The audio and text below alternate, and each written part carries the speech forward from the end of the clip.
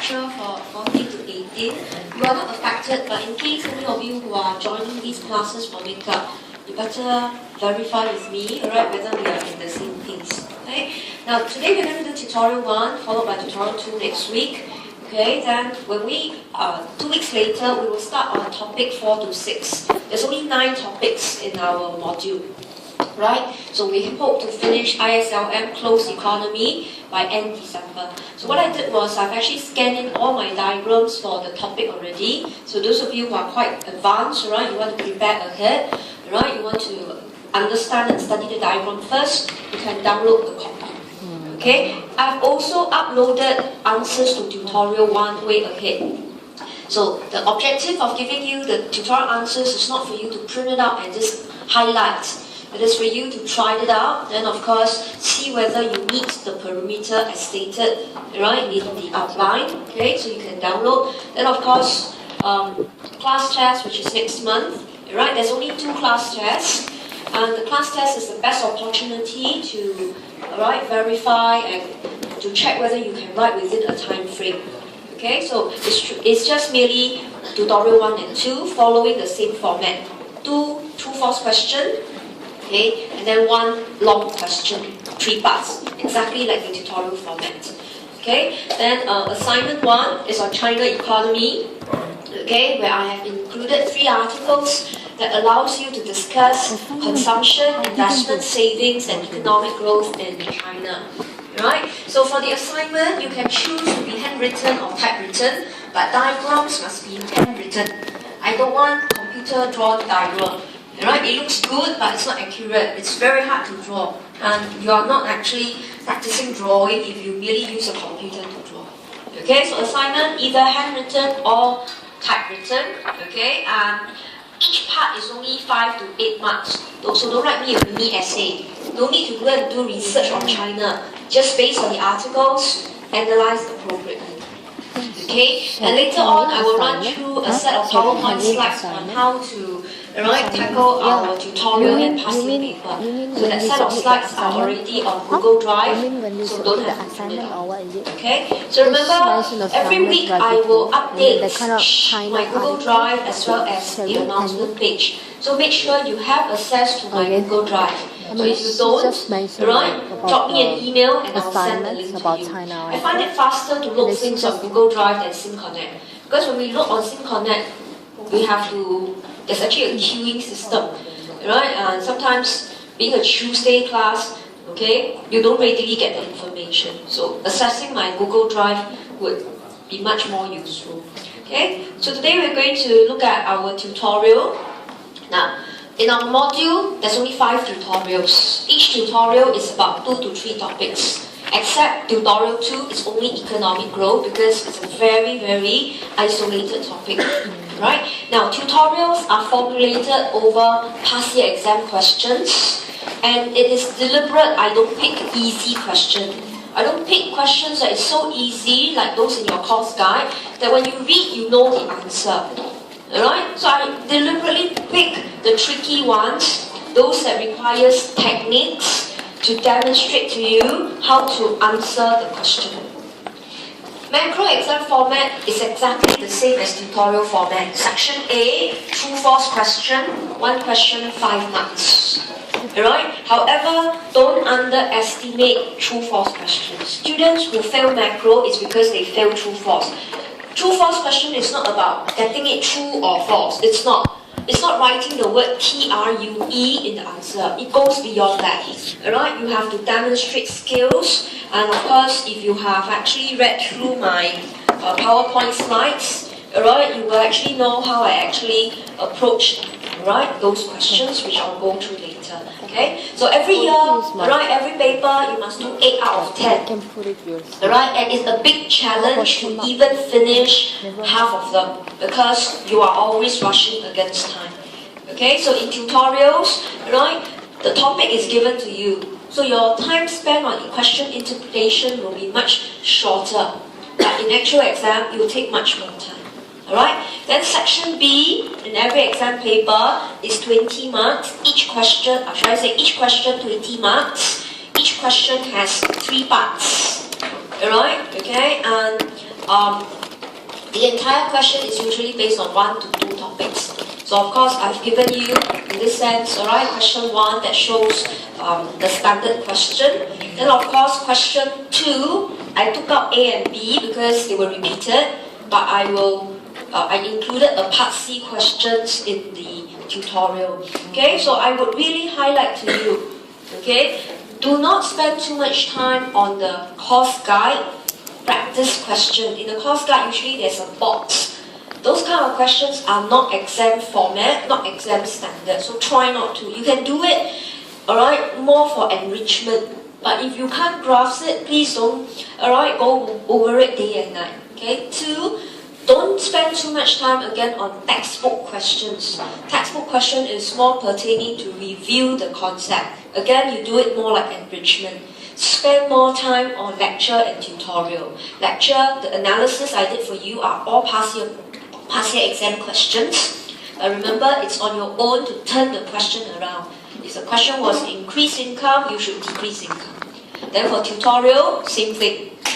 Alright, if you've seen my answer outline, I gave you practice questions and I won't give you answer. So you must learn to live with, alright, a framework, and thereafter use the framework to try out new and challenging questions.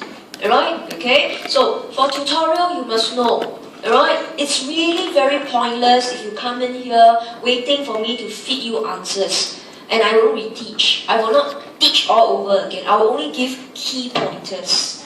But remember, I will never single you out to present answers whatsoever. Alright? But the most common statement I heard is, okay, 90% of my students will tell me they come from a lecture, they can understand, they can draw, but they cannot do exam question, they don't know how to do tutorial. Alright? It's because they only come in and listen. They only draw and then they just go, okay. Alright, okay? But they don't want to dip their hands in to try out. So that would be a very sad truth. And these are the ones who tend to fail. Because they merely stare at the question and they say, oh, for example, question 1. Okay? Life cycle hypothesis, increase in retirement age will raise consumption. To them it's logical, ma. Right? Okay, you work longer, you earn more, you spend more.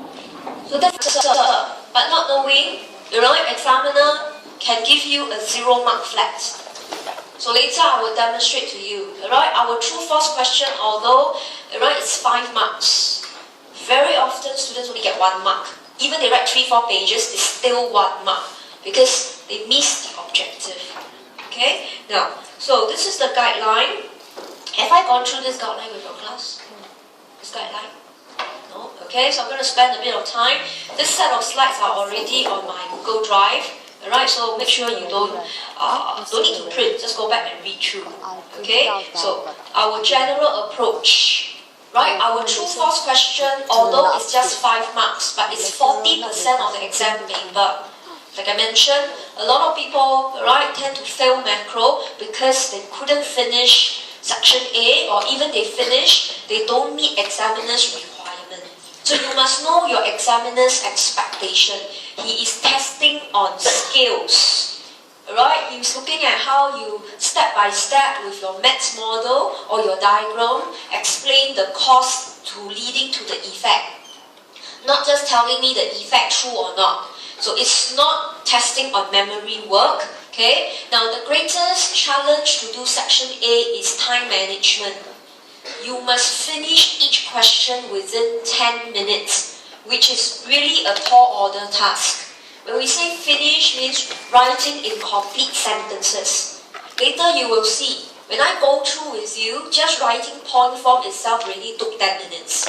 What's more for you to write in complete sentences? So that's why you need lots of practice. You need to learn to time yourself and improve. Okay? The general guideline for our true-false question, the length is about 1 to 1.5 page. Don't need to write too much. If you are writing too much, you may have missed the point altogether. Alright? So it must be very concise, it must be demonstrating analysis. So derivation, lengthy definition, describing the curve, they are all not required. You just use the curve, shift the curve and tell me which point. You don't need to say, oh, the curve is upward sloping with the slope, right? And since the intercept is higher, therefore the curve actually shifts up. No need. Just say this factor occurs, the curve shifts up. Okay, right? So very concise. Now, the marks is not awarded for the word true or false. So it's pointless you sit with your friend trying, to debate over 20 minutes true or false. It's how you present the answer. But generally, the statements are false. Generally. Alright? If you don't say false, it should be true to a certain extent. Alright? So do not just merely take the statement and prove it to be true and full stop. You must think about how to make it true to a certain extent, or if not, it is false. In the exam, if your answer didn't contain the word true or false, you won't fail. He is not marking for these words. He's marking for the processes to see what are the steps involved, which I'll demonstrate to you. Alright? Okay? And how do you make the statement true or to a certain extent is the word, using the word however and depends. Alright? So we don't want students to say the statement is false, but we will say the above is true, however. It means you want to raise some points to justify whatever you said, alright, has some limitation. Okay, now each question is 5 marks. So some of you start to rationalize and say, oh, I'll just get 3 marks, I will pass. That's wrong. It's very hard to even earn 2 marks. So passing mark is not 3, passing mark is 5. Alright, so when I do tutorial, you'll be very stressed because I don't teach to pass. It's never my principle to teach people to pass. I teach people to excel. So that's why some of you will freak out. You go like, how come I never thought about this? Right? So as I go along the tutorial, I will demarcate for you what are the minimum that you must already do to get your 3 marks. Then, what are the extra to get 5 marks? Okay? And your goal is not to get 5. Your goal is to get 7 out of 5. Remember, this subject is not maths. The entire paper, section A is 40. You can get 45. Alright, because after marking, the examiner knows that you have the right skills. He thinks that you go beyond that grade. He can give you 45 over 40. It is possible and it happens all the time in the exam. But you must crave and desire for it. You cannot just say, oh, get 3 can already, I answered the question. Alright, my friends and I's answer, they all look the same. No.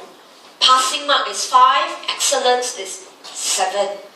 Alright, so when I go through tutorial, okay, people will get very upset with me. They say, first, why my question so difficult? Alright, okay, why don't I do simple questions? Simple questions have been completed in the lecture.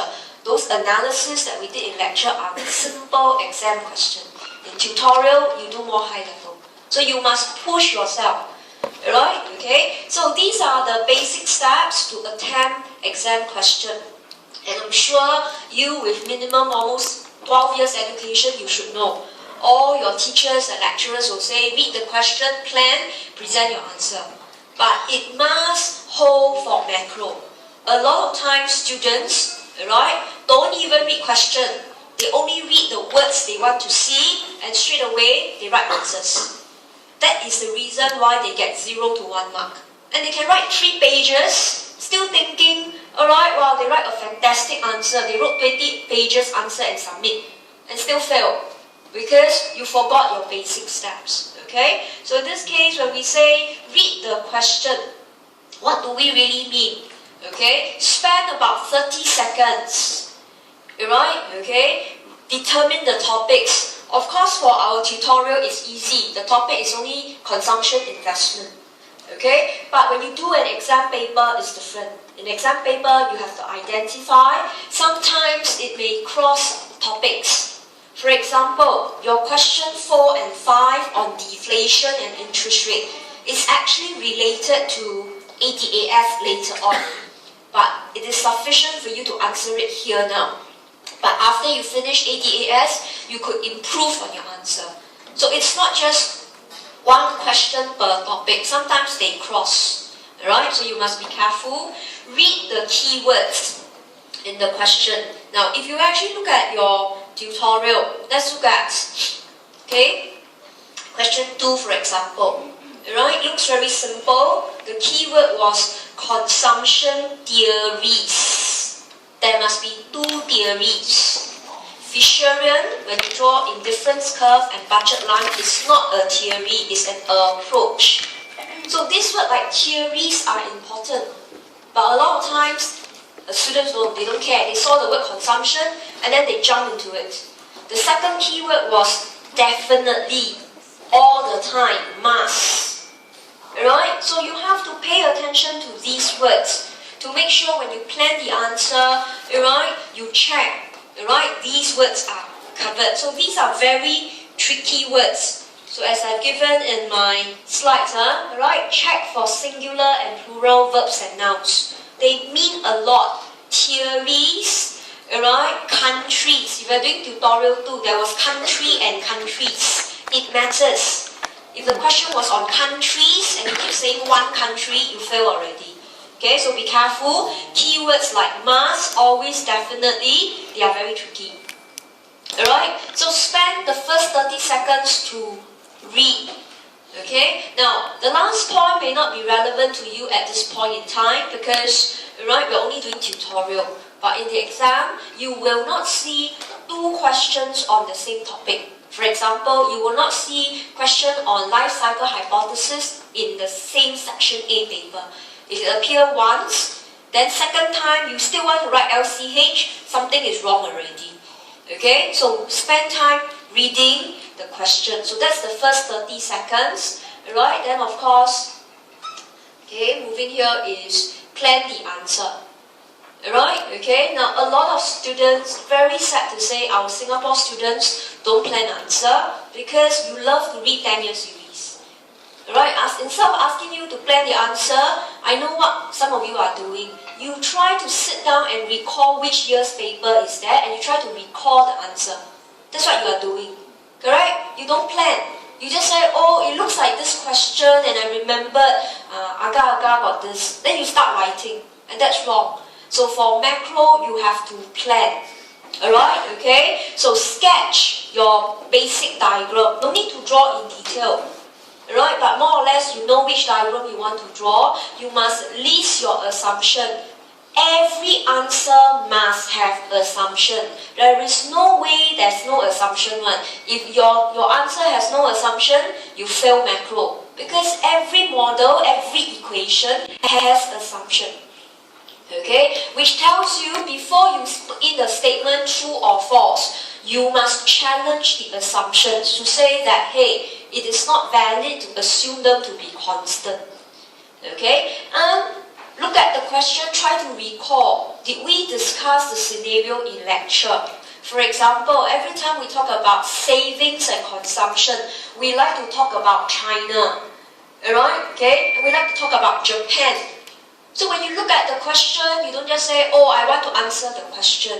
Can I put in real life example, right, to actually embody my answer so that it has, right, all the elements required.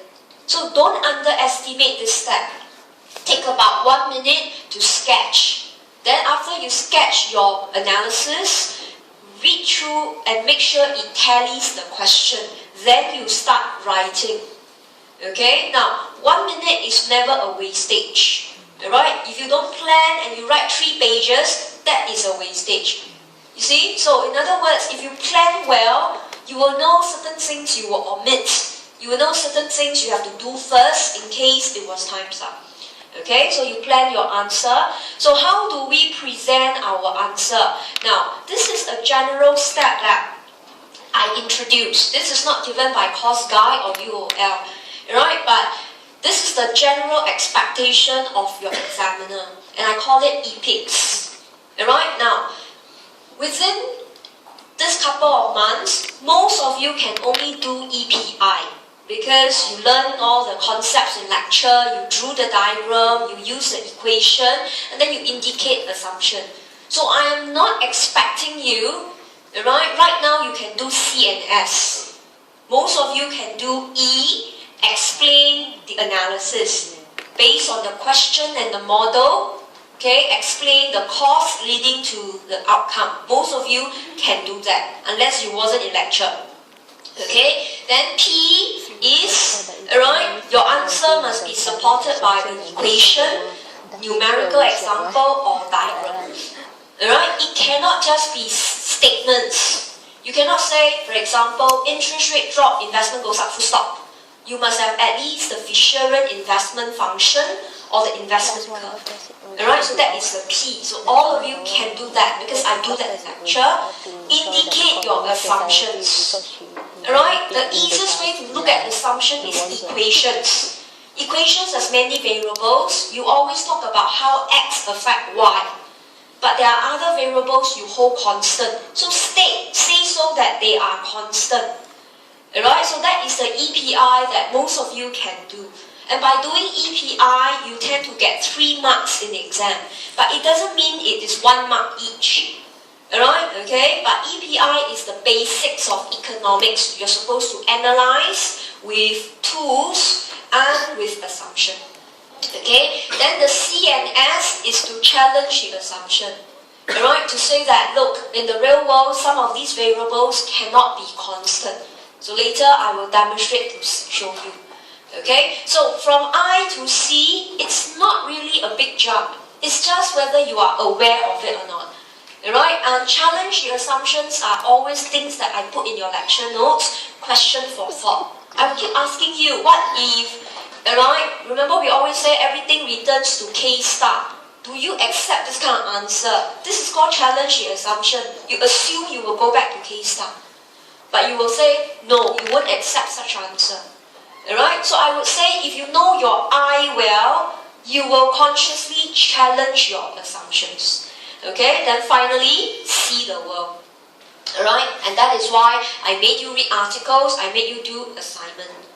Okay, alright, so remember, I'm gearing you to get 5 to 7 marks out of 5.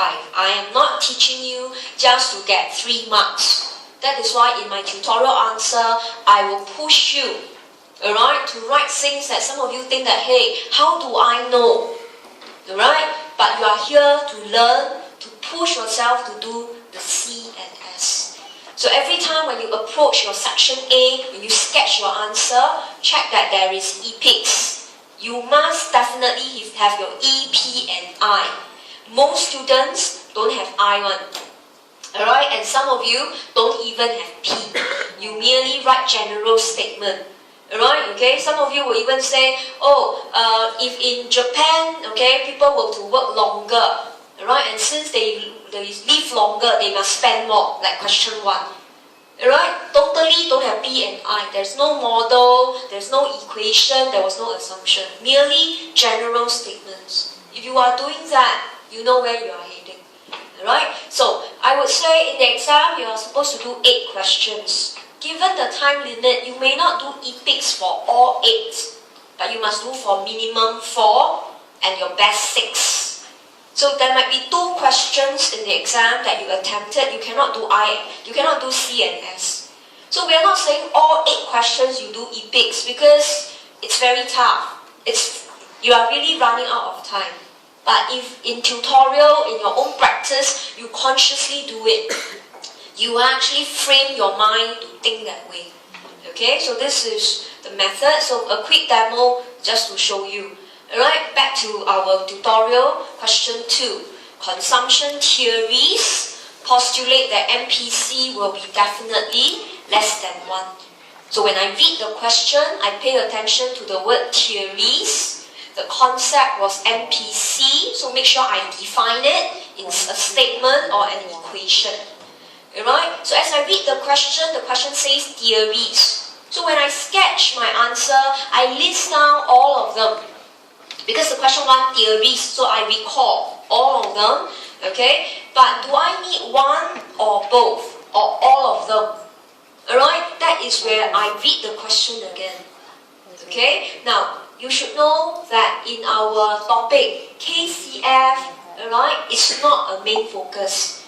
If your tutorial question, the entire answer is KCF, you already failed. KCF was taught to show you it is not complete. That's why you learn Fisher-Ren, LCH and BIH. Right? So if you think, I like KCF, why? Because it's easy, very easy to draw. Alright, only a straight line with the MPC as a slope, and your answer is always KCF, then you miss the boat. You cannot take the easy approach. You must know the overall focus. Okay, so what I do is, with the first 30 seconds as I read, I will recall the models. Then I think carefully, which one will I pick that allows me to discuss it being less than 1 and also equals to 1. And that tells me less than 1 should be LCH, equals to 1 would be PIH. You see, so when you read the question, you already start to recall. Alright, okay, and you know, okay, I'm confident to discuss all the models, I will do this question. You cannot say, oh, because the question was consumption theory, I only know KCF and LCH, I will do. You can't. Alright, you cannot force an answer into a question that don't need KCF per se. So that is your step 1, read the question. Okay, then of course step 2, when you sketch, make sure you have your epic. So you know, in this case, your E is to explain MPC more or should I say less or equals to 1. So you know you're supposed to explain LCH, and LCH you are using a maths model, WL over NL, and you are using a mathematical equation, should I say a numerical example. So that is your P. You don't have diagrams, but you're using maths model. Okay, PIH, you know, you sketch it out, you're going to derive it to get MPC equals to 1. So again, under your P, you're using maths model. Okay, so you can see, most of you can do E and P1. Alright, the analysis with the supporting diagram or model. Okay, but what was the assumption of these two models? Alright, what was our new consumption theories about that make it different from Keynes? Keynes model, you don't plan. They give you income, you spend a fraction. But new consumption theories, both of them are talking about planning. You don't just plan for next day, you plan for your rest of your lifetime. And for you to plan, you must be able to predict your average or your future income. Alright? Keynes don't. Keynes just say, I give you your income, you spend a fraction. Whereas LCH, PIH says, you must know your average income. You must know every period's permanent income. So what is the assumption? The assumption is you know it. But what if you don't? Then whatever you discuss on top is invalid. Alright? Okay? Then from there you could deduce based on your assumption. Right, because of how you measure your MPC, you could deduce whether MPC is always or not less than 1. That is the C. Okay? Then S, see the world. You might be thinking, what is there to discuss, right? MPC less or equals to 1. Because the discussion was talking about planning. Right? So we will bring in real world example to say, in the current economic situations, right? Our economy tends to face greater fluctuation. You could see, I don't need to quote data. I don't need to quote which country. But if you want to talk about world economy, you can. Alright, you can talk about our recent years, we have not recovered from the financial meltdown. Alright, so what is the meaning of economic fluctuation? You couldn't predict your income anymore. So if you can't predict your income, what will you do? You will save because you are pessimistic. And the moment you save, your MPC is less than 1. So you use the real world to shape your answer, to bring the examiner to a level. You didn't say true or false. If you look at my S, I'm actually saying that the statement is true. Because in the world we live, it's definitely less than 1 because we can't predict income anymore. So you want to save means you only spend a fraction. Right? So at this juncture, look at my step 2. It is not just a textbook answer. It is one that the examiner will nod his head and agree with you and say, yeah, you are a student who knows your facts well, you have the skills to explain step by step, and on top, you learn beyond the classroom. You see, if you don't demonstrate that, Right, and you say, okay, never mind, I'm happy with 3 marks. But remember, if in a room of 100%, 90% demonstrate epics, 10 of you don't, you only get 2 out of 5. Remember, when we mark, there's a bell curve. You tell yourself you can never be at the edge of the cutting point. You must always be on the extreme. So don't shortchange yourself and say, never mind. And don't tell me, oh, before exam, okay, 1 month, then I start to read all the articles, I go and start memorizing. It's useless one. It is you now, right now, discipline yourself to read. Right? You read not just because you want to pass macro. You want to be enriched. It's very sad, right? You being an undergrad. In fact, I'm sometimes very ashamed even of some of my students in NUS and TU. They don't know the world one. They're living in their own virtual world. Right? So you should not. You should display that. Alright? You are resilient. You learn beyond the classroom. Okay? So that was your step 2. Okay? So here